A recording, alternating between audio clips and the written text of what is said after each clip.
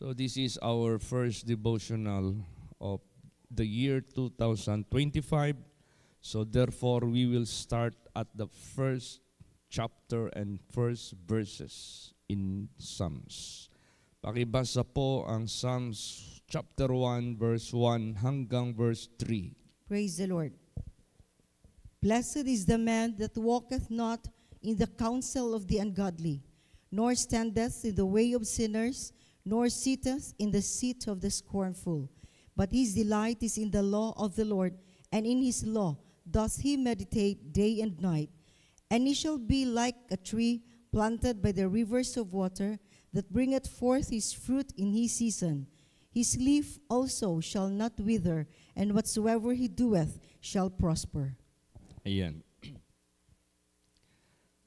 Kaya, ang Diyos alam ano ang nandito ngayon sa sanglibutang ito, anong meron dito sa sanglibutang ito. Wala nang iba kundi yung galing sa langit na kanyang itinapon dito sa mundong ito. Kaya alam ng Diyos paano niya bigyan ang tao ng gabay, bigyan ang tao ng matatawag nating instruction. Anong dapat gawin para hindi tayo madamay, hindi tayo mapapasama, hindi tayo mapapahamak, kundi magkakaroon pa rin tayo ng privilege na magkaroon ng tamang pamumuhay, tamang pag-iisip, tamang gawa, tamang lahat. Maging maganda ang takbo ng buhay natin. Kaya sinasabi dito sa Psalms chapter 1 verse 1 hanggang 3 na dahil ang sanglibutang ito ay matatawag na nating infested na ito ng kasamaan, subalit mapiprevent ito. Praise the Lord. Kahit nandito ang kasamaan, subalit ito ay maiiwasan. Kahit nandito ang kasamaan, subalit ito ay ating pwedeng tanggihan. At binaba niya rin ang kanyang banal na salita para maging ating kaalaman, ating katalinuhan, ating gabay sa buhay natin para imbis na mapapasama ang ating buhay ay mapapabuti pa rin. Imbis mapapahamak ang ating buhay, maliligtas pa rin. Kahit mapapariwara tayo, ay magkakaroon pa rin tayo ng success and prosperity na mula sa Diyos. Anong gawin natin? Sinabi dito, blessed is the man that walketh not in the counsel of the ungodly, nor standeth in the way of sinners, nor sitteth in the seat of the scornful. See, maiwasan natin yan. No? Maiwasan natin ang mga ungodly na nagbibigay po sa atin ng maling counsel, maling advice, maling matatawag nating mga pagbibigay sa atin ng counseling. Nor standeth in the way of sinners. Ibig sabihin yan, bakit nagkaroon ng mga sinners ang mundong ito? Dahil nagsimula sa isang sinner sa langit na binagsak ng Diyos sa sanglibutang ito at rumami ito sa mundong ito. Ang pinakaunang tao pa nga na nilalang ng Diyos, naging sinner. Lahat ng ipinanganak niya naging mga sinners. Kaya gusto ng ating Panginoong Diyos, sagipin tayo. Gusto ng ating Panginoong Diyos, bigyan tayo ng pagkakataon para tayo magkakaroon ng blessed assurance dito sa mundo at lalot na sa kabilang buhay. But his delight is in the law of the Lord. Ito na yung banal na salita ng Diyos na sadya niyang sinulat, sadya niyang gitranslate, sadya niya itong sinasalita sa kanyang mga tagapagsalita. But his delight is in the law of the Lord, and in his law that he meditate day and night. See, hindi lang basta na ang banal na salita, marinig natin minsan, mabasa natin minsan, tapos okay na, hindi po. Kailangan natin ito i-meditate. Di ba, in example yan, pag magkain tayo, nagluto si mama, nagluto si papa, naghukad si ate, nagtulong si kuya, nag-upo na yung pamilya sa kanilang dulang o sa kanilang mesa, sa harapan ng mesa, nag-upo na sila. Then, pag-pray, then subo. Hindi naman siguro tayo pagsubo, lunok diretso. Pagsubo, nguya-nguyain mo man talaga yan. Maliban ng inunguya mo yan, yung dila mo at saka yung senses ng ating bibig, nag-iingat din yan. Baka may mga bukog dyan, baka may mga buto dyan ng isda na hindi mo pwedeng isalin na lunukin kasi sasabi talaga yan. So, ang Word of God ganun din. I-meditate natin ito. May mga bukog-bukog din dyan na kailangan natin idura. Sa salita ng Diyos, nandyan na yung mga gawa ng mga masama, nandyan na yung mga disobedient children of God, ay huwag natin isali yun, nagayahin, huwag natin isali yun, ipapasok kahit paman sa ating puso o sa ating inner man. So ganun, meditate. Yan ang purpose ng meditation. Day and night. Bakit? Posible tayong magkakasala sa day, posible tayong magkakasala sa night, posible tayong magkakamali sa day, posible tayong magkakamali sa night. So walang day and night sa buhay natin na palusutin natin ang mga magpapahamak sa buhay natin. Kaya yung meditation natin sa Word of God day and night. And he shall be like a tree planted by the rivers of water, and bringeth his fruit in his season. His leaf also shall not wither, and whatsoever he doeth shall prosper. Gusto mong maging maginhawa ang buhay? You need the blessing of God. Gusto mo maging maginhawa ang buhay? You need the so-called blessings of God. Kaya, paano natin gawin ito?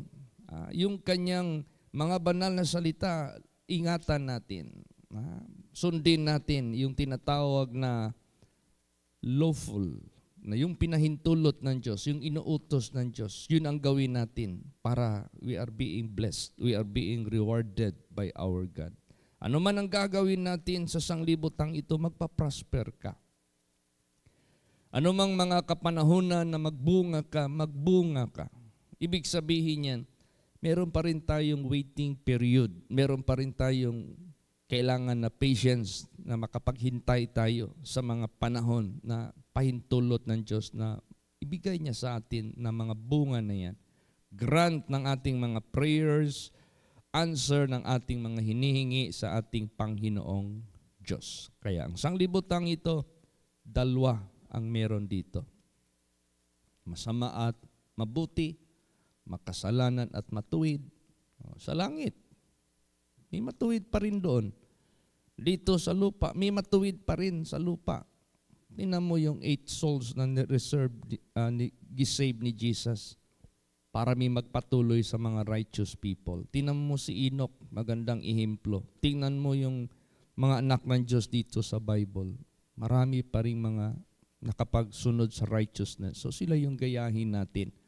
So piliin natin. Yung masama, i-neglect natin. Yung mabuti, yun ang tanggapin natin. Yung masama, huwag nating gayahin. Yung mabuti, yun ang sundin natin. Basahin natin dito sa Proverbs 13:20. Praise the Lord. He that walketh with wise men shall be wise, but the companion of fools shall be destroyed. Yan. So binigyan tayo ng Diyos ng exact information or knowledge or wisdom. Kung ito ang pipiliin mo, ito ang sasamahan mo, mapapabuti ka. Kung ito naman sila ang pipiliin mo, sasamahan mo, mapapasama ka. Di ba ang ganda? Hindi tayo matatawag na blind na walang kamuhang-muhang. Hindi tayo katulad sa buhay na lumalakad sa dilim na walang ilaw. Itong salita ng Diyos, napakaganda po nito. Ilaw ito para masigurado natin ang mga lakbay natin sa mundo, huwag tayong mapahamak. Sino man ang lumalakad sa mga matatalino na tao, maging matalino ka rin. See? Sino man ang maging kasama sa mga mangmang ay masisira, kasiraan ang kanilang kahinatnan. These statements, these words are certain. Sigurado yan. So sa Bible, may mga wise men dito, hindi yung wise men lang na nagbisita doon sa birth of Jesus Christ. Itong wise men na ito, yung nakikinig at sumusunod sa salita ng Diyos. Yun yung sinabi ni Lord Jesus Christ. Whosoever heareth my word and doeth them, I will make them as wise men. Diba? Sila yung tutularan natin. Pero yung mga fools, nakikinig sa word of God, hindi sumusunod, I will like them as fools na nagbibuild ng kanilang bahay sa buhangin. Kaya yung pagtayo ng first time ko pa nakapagtayo ng bahay na monitor ko lahat from the start. Hindi basta-basta. Ang pinakamatagal dyan, yung pundasyon. Bakit napakatagal? Maghukay ka ng malalim. Ayusin mo pa yung tapyas na mapasok yung sukat ng eskwalado na matawag din footing. Tapos, ang hirap kaya magkilos doon ng mga trabahante, hindi basta-basta. Matagal. Pero, kailangan talaga mapundar yung design ng bahay na yan. Kasi engineered yan eh. Hindi lang architect, engineered pa. So, ang architect, maganda lang yan sila na mag-design ng magandang ang bibigyan nila ng problema yung mga engineers, yung civil.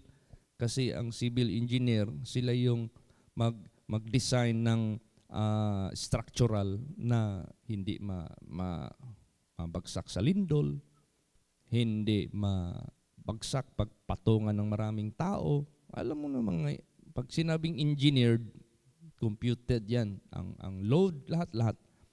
So, nakita ko, hindi basta-basta yung pagpundar hanggang patuloy. So, kaya sa buhay po natin, magpaka-wise tayo na nagtatayo tayo ng bahay, hindi sa buhangin, kundi sa bato. Praise the Lord.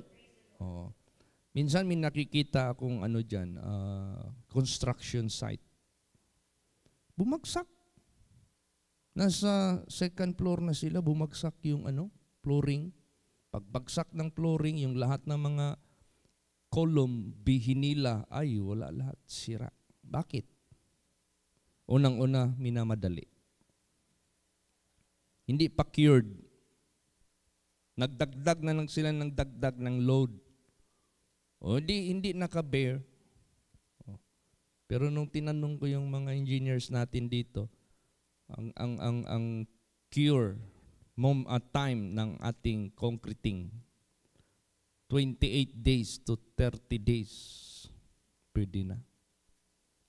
Praise the Lord. Ngayong January 5 mag 30 days na siya. Mag-report sila sa January 6. Tanggalin na nila yung forma. Ililipat na nila sa kabila, sa third phase. Say, ito yung buhay natin. Marunong tayong maghintay. Marunong tayong magpigil sa sarili na huwag tayong mag-give up. Marunong tayong manatili sa gawa ng mga wise. Tularan natin sila para matibay yung ating pundasyon ng ating kaligtasan una sa lahat, pundasyon ng ating kinabukasan para matibay. Kailangan maging masunurin tayo sa ating napapakinggan at ating nababasa. Alam pa naman ng Diyos yung ating mga gawa. Alam pa naman ng Diyos ang gawa ng masama at ang gawa ng mabuti. Kaya alam ng Diyos kung sino ang ibibless niya. Alam din ng Diyos ang sino hindi niya ibibless. Alam ng Diyos kung sino yung ipaprosper niya. Alam din ng Diyos kung sino yung hindi magpaprosper. Basahin natin. Psalms 1 verse 6. Praise the Lord. For the Lord knoweth the way of the righteous, but the way of the wicked, but the way of the ungodly shall perish. Ayan. Alam ng Panginoon Diyos ang daan ng mga matuwid. See? Alam niya na ikaw ay sumunod.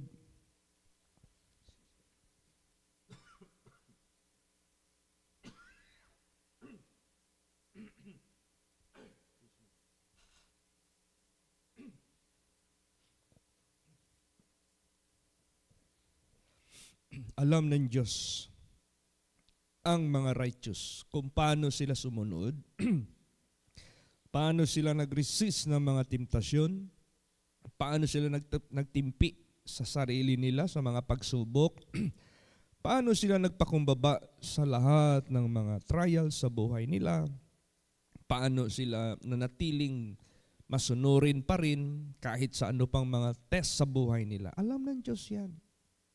Kaya huwag tayong matakot sumunod ng buong puso kasi alam ng Diyos lahat yan. No? Acquainted lahat ng Diyos. At alam niya sino yung i-bless niya, sino yung bibigyan niya ng assurance of blessedness. But the way of the ungodly shall perish. Automatic, pag sundin natin yung mga ungodly, masasama tayo sa kapahamakan ng una ng ating kaluluwa, ikalawa yung ating buhay sa sanglibutang ito. Kung merong mang tutulong sa atin si Satanas, payamanin ka ng payamanin ni Satanas para wag ka nang humuiwalay sa kasalanan. Samantalang ang Panginoong Diyos, sabihin ko po sa inyo, pag sumunod ka sa ating Panginoong Diyos, talagang it must be out of our obedience. God said, if you obey me, I will bless you. Sabihin mo, bakit man yung mga hindi nag-obey dyan? Bless na bless man lagi sila, mas mayaman pa sila sa atin. Mas meron pa sila kaysa atin. Sabihin ko po sa inyo, they are not blessed. They are deceived. What shall it profit a man? You gain the whole world and you lose your own soul? You are loser? Anong meron dyan sa sanglibutang ito? Napakabilis, napakadali lang yan. That is vanity. That is perishable. Wala. O kaya, iba ang blessing ng Diyos. Praise the Lord. Pag blessing, you are so blessed talaga. Kaya, the ungodly shall perish. So, anong gagawin natin? Yung unang verse, mapalad yung hindi sunod sa mga counsel, mga ungodly, naninindigan sa daan ng mga makasalanan, umuupo kasama sa mga mayubiton. So, anong gawin natin? Basa. Psalms 26, 4 and 5. Praise the Lord. I have not sat with vain persons, neither will I go in with dissemblers. I have hated the congregation of evil doers, and will not sit with the wicked.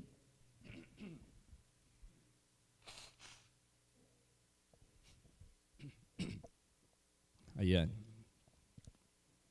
Anong purpose? I have not sat with vain persons, neither will I go with the dissemblers. I have hated the congregation of evildoers. I will not sit with the wicked. Anong purpose nito? Wala na ba talaga tayong pakisama sa kanila? Wala na ba talaga tayong pakipagsalamuha sa kanila? Meron pa, but let us choose the right moment and the right place. Praise the Lord.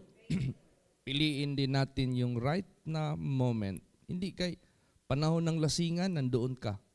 That is not the right moment to mingle with sinners. Panahon ng disco, nandoon ka. Panahon ng lasingan, nandoon ka nung umuupo ka sa kanila. That is not the right moment. That is not the right venue for us to be with them. Jesus sumasama din sa mga sinners. Pero, kailan nangyayari yan? Simple lang. Panahon na imbitahin siya sa bahay para kumain. Oh, ganun. Praise the Lord. Mga visitations niya. May mga panahon. Kaya huwag tayong iwasan natin itong mga mali na mga venues. Alam mo, minamet ako sa Malaysia na paralyzed. Naka-wheelchair. Sabi niya sa akin, Pastor, you know, I want to win the sinners to Christ. Sabi ko, how do you do? Paano mo ginagawa? Oh, I go to cabaret, I go to disco pub, I go to drinking session. What are you doing there? Oh, I joined the drinking session so that I might mingle with them and share the word of God. How many souls you brought to Christ? Oh, until now, none. Wala siyang nadala. Bakit? Compromiser ka. Bakit? Gumagawa ka rin ng masama. How can you convince them? You are telling bawal ang paglalasing, naglalasing ka together with them. Wala kang mawiwin. So sa buhay natin, huwag tayong mabahala na ma-offend sila, wala tayong pakisama. Ay, huwag. Be not deceived. There is a right time for them na mabisita natin sila. Kailan? Hindi panahon sa kasayahan, sa kalasingan, sa disco. Panahon sa may problema sila. Kaibigan tayo nila. Panahon na maghirap sila. Malapitan nila tayo at magtulungan natin sila. Praise the Lord. Yan ang right moment and right venue and right time. Hindi kay rason mo lang na gusto mo mag-win pero gusto mo palang maglasing. Rason mo lang gusto mo silang ma-win, yung pala gusto mo lang mag-enjoy sa makamundo. That's nonsense. Ano pa? Naku, dapat stricto tayo. Basa Proverbs 4:14 hanggang 15. Praise the Lord. Enter not into the paths of the wicked, and go not in the way of the evil men. Avoid it, pass not by it, turn from it, and pass away. Yan. Huwag kayong pumasok sa daan ng mga wicked. Huwag kayong pumunta sa daan ng mga evil men. Avoid it. Iwasan nyo yan. Pass not by it. Huwag kayong dumaan dyan. Turn from it. Lumiko kayo ng ibang daan. Pass away. Umiwas na kayo dyan. Malayo tayo sa mga gawa ng mga kasamaan, kasalanan, kalikuan. Kailangan talaga. Kasi dangerous yan eh. Kita kayo ng tanker ng ng gasolina. Di ba? May mga na-aksidente dyan dito banda sa Zamboanga del Sur ba yun? Na-aksidente. Na na simplang yung tanker. Tapos maraming mga taong nandoon din ng mga sasakyan. Naku, sumabog yung Siguro na may nagtulo-tulo doon na flammable liquid like gasoline. Siguro may nagsindi doon ng may nag-spark doon. Dinakip ka agad. Grabe. Ang daming patay noon. Sunog. Sabog. Kaya nakalagay dyan, keep distance 50 feet away. 50 feet. Gaano ba kalayo yung 50 feet? Kung sumusunod ka ng tanker, huwag kang dumikit. Anong iniiwasan nila? Baka magpreno bigla, mabundol mo sila, mag-spark yung bakal to bakal, baka maamoy yan ng flammable na sabog talaga yan. So tayo, lumayo tayo. Keep distance sa mga kasamaan, kasalanan, kalukuhan, daan ng mga masasama. Kasi dangerous yan sa kaluluwa natin. Makinig tayo sa salita ng Diyos, doon tayo mabilis, makinig tayo, magbasa tayo, kabisaduhin natin ang kanyang mga statutes, titikan natin si Jesus Christ, run with Jesus, fix your eyes on Jesus, yun ang gawin natin. Basahin natin. Bakit? Leviticus 26:27 hanggang 28. Praise the Lord.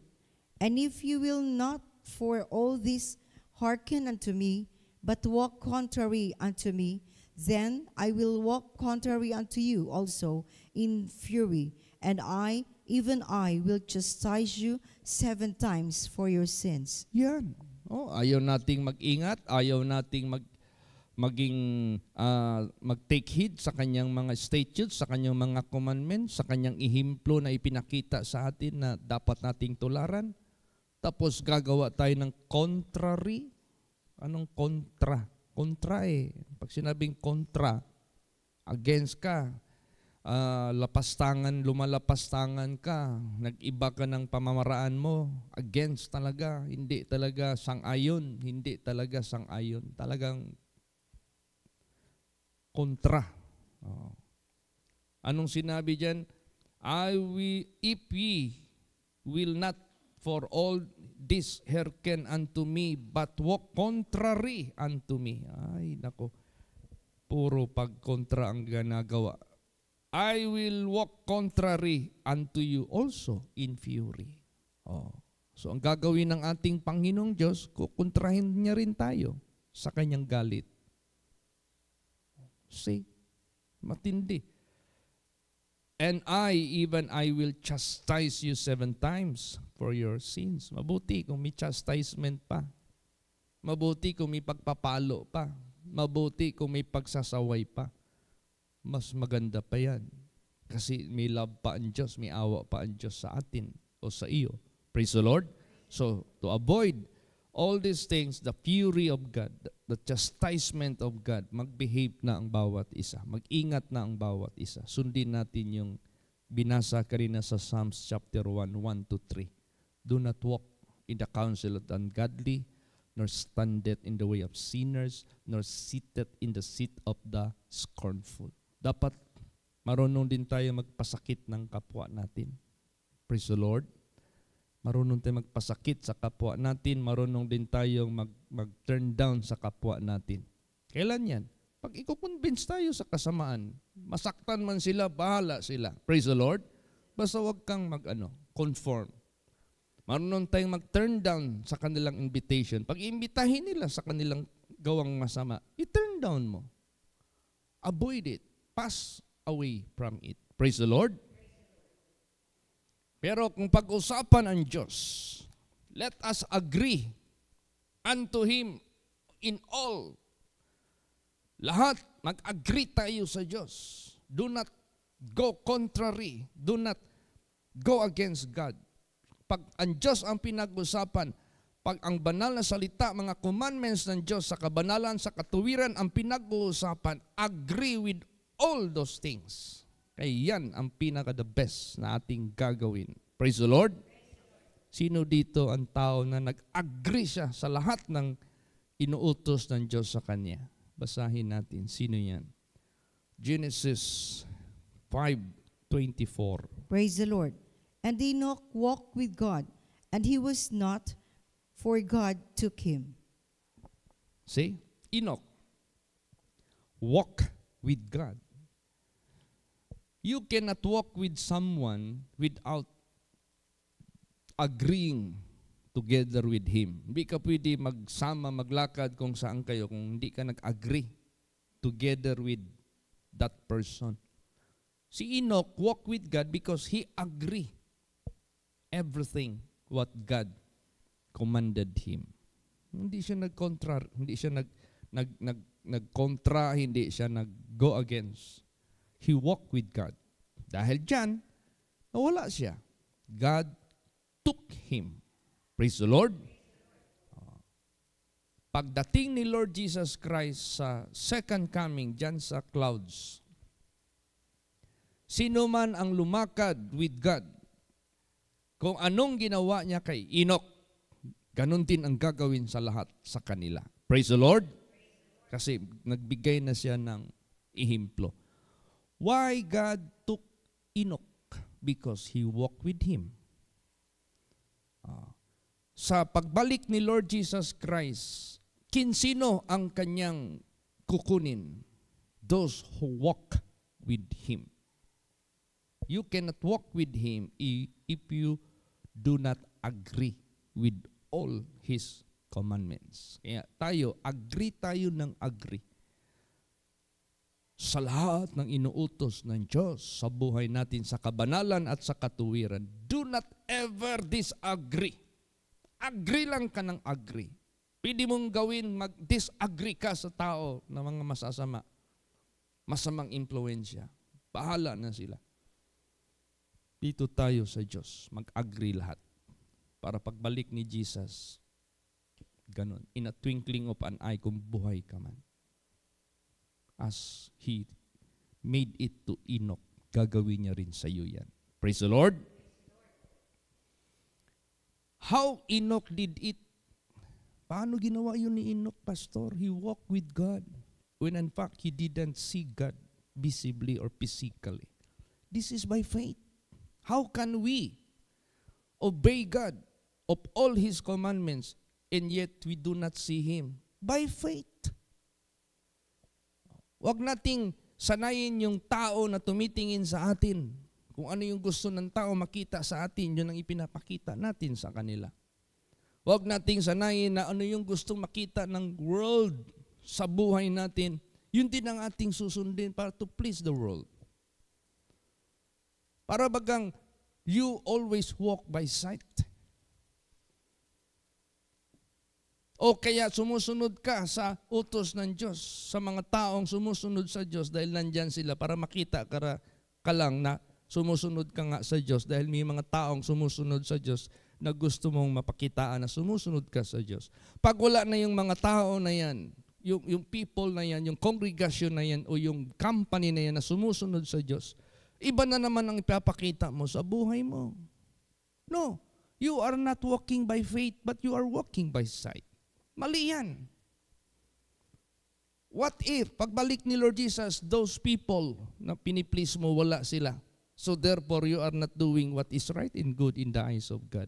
Paano kaya? Maiwanan ka.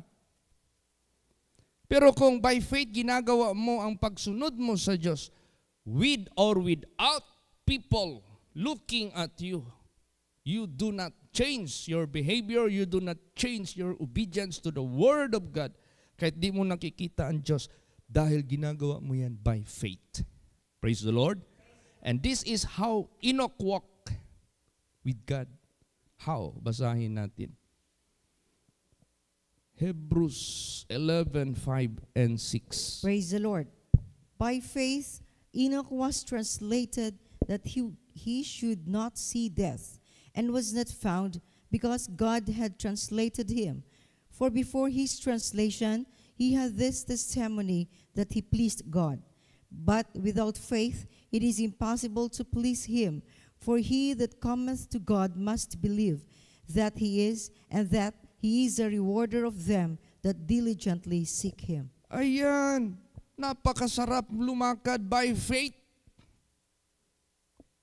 Kasi ang Diyos ang ino-honor mo, ang Diyos ang pinapakitaan mo ng obedience and faithfulness na siya pa naman yung nakakakita accurately. Siya pa naman yung nakaka-interpret lahat ng ating kilos. Yung unang verses kanina, God knoweth the way of the righteous, but the way of the unrighteous or sinner shall perish. Huwag natin gayahin yung mga sinners. You will perish also. Gayahin natin yung mga lumakad talaga na may faith sa Diyos, may obedience dyan sa ating Panginoong Diyos. Piliin natin yan. Yan ang piliin talaga natin. Basahin pa natin. Proverbs 2:20. Praise the Lord. That thou mayest walk in the way of good men and keep the paths of the righteous. Yan. Lumakad tayo sa mga good men and keep the paths of the righteous. Sila yung ating tularan. Alam mo, ang Bible, ang sarap basahin itong Bible. Diyan natin mababasa yung characters ng mga righteous, characters ng mga faithful children of God, and how God blessed them, how God saved them, how God transformed them, how God promoted them, how God was with them. Paano sila sinamahan ng Diyos? Napakasarap. And you know, if you follow after their footsteps, the same thing you will receive as they receive also. Tanggapin mo talaga. If they bless, you are being blessed. If they are saved, you are also saved. If they are promoted, you will be promoted. If they are being instruments of God for His use and purpose, God will use you for His honor and for His purpose. Because God is no respecter of person. Ganun. Napakasarap. Do not admire any ungodly people. Do not adore any wicked people. They are rubbish in the sight of God and they are toxic for us. Avoid it. There is a venue, there is a time for us to mingle with sinners. Praise the Lord. Sa kainan na walang lasingan, okay yan. Sa mga okasyon na walang ano pa mang anyo ng ungodliness, worldliness, okay lang. O kaya sa buhay natin, let us follow after the righteous people. Sila yung anuhin natin, markahan natin. Basa pa, Psalms 119, verse 63. Praise the Lord. I am a companion of all them that fear thee, and of them that keep thy precepts. Imagine that. Lahat na may takot sa Panginoong Diyos, silang lahat companion ko. Silang lahat kasama ko sa lakad ko. Silang lahat ka-converse ko, kausap ko. Pag sinabing companion, there is conversation one another, there is sharing one another. That is companionship. Patay na yan sila, Pastor Chit. Even though, always remember this. Righteous and faithful children of God. Remember their works, how they resisted temptation during their lives. Nandito pa sila sa lupa. Remember them how they humbled in the day of trial sa buhay nila. Remember them how they resist all kinds of temptations. Sila yung magawin nating companion. I am a companion of all them that fear thee. Kasi hindi sila gumawa ng kasalanan. Dahil hindi sila gumawa ng kasamaan sa mata ng Diyos. And them that keep thy precepts. Yan ang gawin natin. Yeah, sa buhay natin, let us encourage one another. Let us provoke one another in love. Last verse, Hebrews 10:24. Praise the Lord. And let us consider one another to provoke unto love and to good works. Yan. Let us consider one another to provoke unto love and to good works. Yan tayo ganang gitawag nga magdinasigay, no? Magtinambagay, magpakita ta og kanang maayong ihimplo sa atong kapwa sa paghigugma alang sa maayong buhat. So to God be the glory. Thanks to our Lord Jesus Christ for having this first day of our devotional, which is the first chapter and first verses, no? Itong mga unang verses sa Bible of Book of Psalms. Napakaganda, no? Napakasarap. Kaya pala ang sanglibutang ito, dalawa ang nandito, the righteous and the wicked. But we have to select to whom we will approve, to whom we will follow, to whom we will go together. Lahat ng mga walang takot sa Diyos, lahat ng mga ungodly, sinners, and scornful, lahat yan, avoid. Pass not by it. There is a time, there is a right venue for us to go with them, to mingle with them. At tayo maging liwanag sa kanila, tayo maging helpers sa kanila, tayo maging good counselors sa kanila para naman natin sila maligtas at matulungan. Amen? Praise the Lord. Magsitayo po ang lahat. Let us all pray.